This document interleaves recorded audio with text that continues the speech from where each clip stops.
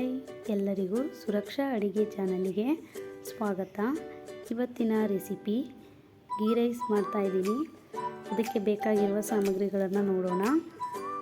2 ಇಂಚಷ್ಟು ಚಕ್ಕೆ, 4 ಲವಂಗ, 2 ಏಲಕ್ಕಿ, ಸ್ವಲ್ಪ ಕಸ್ತೂರಿ ಮೆಂತ್ಯ, 2 ಪಲಾವ್ ಎಲೆ, 5 ರಿಂದ 6 ಹಸಿಮೆಣಸಿನಕಾಯಿ, 2 ಟೇಬಲ್ ಸ್ಪೂನ್ ಶುಂಠಿ ಬೆಳ್ಳುಳ್ಳಿ ಪೇಸ್ಟ್, ದಪ್ಪ ಗಾತ್ರದ 2 ಈರುಳ್ಳಿ, 4 ರಿಂದ 5 ಸ್ಪೂನ್ ಎಣ್ಣೆ, ರುಚಿಗೆ ತಕ್ಕಷ್ಟು ಉಪ್ಪು, 2 ಲೋಟ ಅಕ್ಕಿ ಮತ್ತು ನೀರು.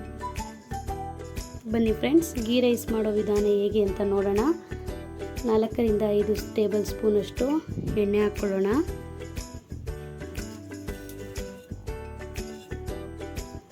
ಒಂದು ಟೇಬಲ್ ಸ್ಪೂನಷ್ಟು ತುಪ್ಪ ಹಾಕ್ತಾಯಿದ್ದೀನಿ. ಸ್ವಲ್ಪ ಎಣ್ಣೆ ಕಾಯಲಿ. ಎಣ್ಣೆ ಬಿಸಿ ಆದ ತಕ್ಷಣ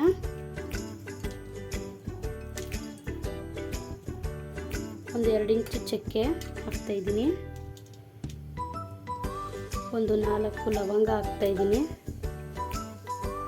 2 ಏಲಕ್ಕಿ ಹಾಕ್ತಾಯಿದ್ದೀನಿ. 2 ಪಲಾವ್ ಎಲೆ, 4 ರಿಂದ 5 ಹಸಿಮೆಣಸಿನಕಾಯಿ ಹಾಕ್ತಾಯಿದ್ದೀನಿ.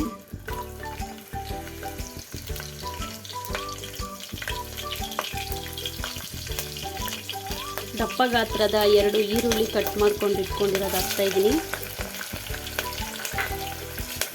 ಈರುಳ್ಳಿ ಸ್ವಲ್ಪ ಫ್ರೈ ಮಾಡೋಣ.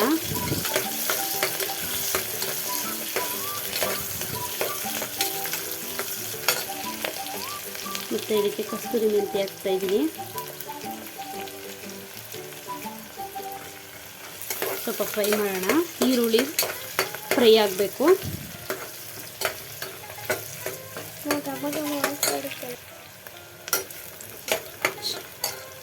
ಈರುಳ್ಳಿ ಬೇಗ ಫ್ರೈ ಆಗಬೇಕು ಅಂತ ಅಂದರೆ ಒಂದು ಸ್ವಲ್ಪ ಉಪ್ಪು ಹಾಕಿದ್ರೆ ಈರುಳ್ಳಿ ಬೇಗ ಫ್ರೈ ಆಗುತ್ತೆ.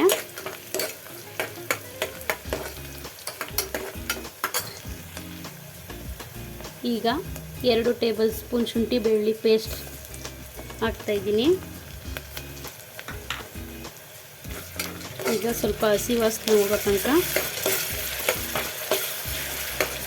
ಹುರಿತಾ ಇದ್ದೀನಿ.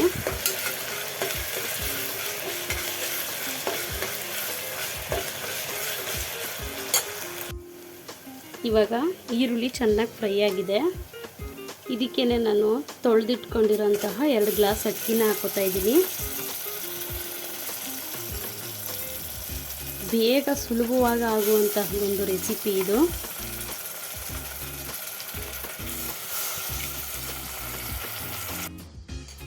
ಇವಾಗ ಫುಲ್ನ ಮಿಕ್ಸ್ ಮಾಡೋಣ.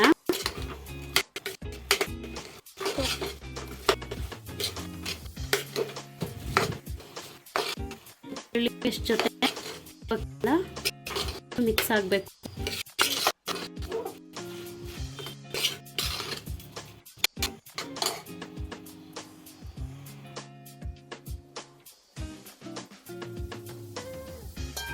ಈ ಗ್ಲಾಸ್ನಲ್ಲಿ ನಾನು 2 ಗ್ಲಾಸ್ ಅಕ್ಕಿ ಹಾಕ್ಕೊಂಡಿದ್ದೆ. ಸೇಮ್ ಇದೇ ಗ್ಲಾಸಲ್ಲಿ 4 ಗ್ಲಾಸ್ ನೀರು ಹಾಕ್ಕೊತಾ ಇದ್ದೀನಿ ನಾನು.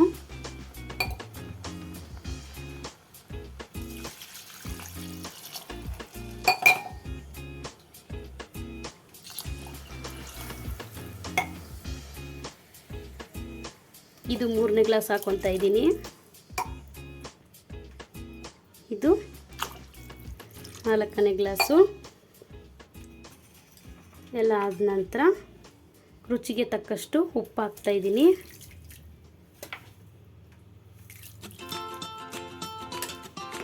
ಎಲ್ಲ ಮಿಕ್ಸ್ ಮಾಡ್ತಾಯಿದ್ದೀನಿ. ಮಿಕ್ಸ್ ಮಾಡಿ 2 ವಿಷಲ್ ಕೂಗಿಸ್ಕೊಂಡ್ರೆ ಸಾಕು.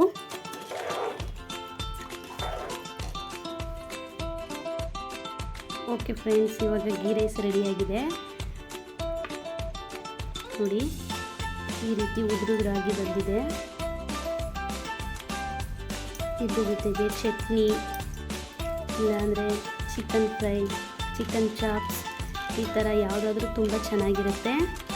ಒಂದ್ಸಲ ಟ್ರೈ ಮಾಡಿ ನೋಡಿ. ಬೇಗ ಸುಲಭವಾಗಿ ಆಗುತ್ತೆ. Okay, thank you friends. ಮುಂದಿನ ವಿಡಿಯೋದಲ್ಲಿ ಭೇಟಿಯಾಗೋಣ. ಬಾಯ್.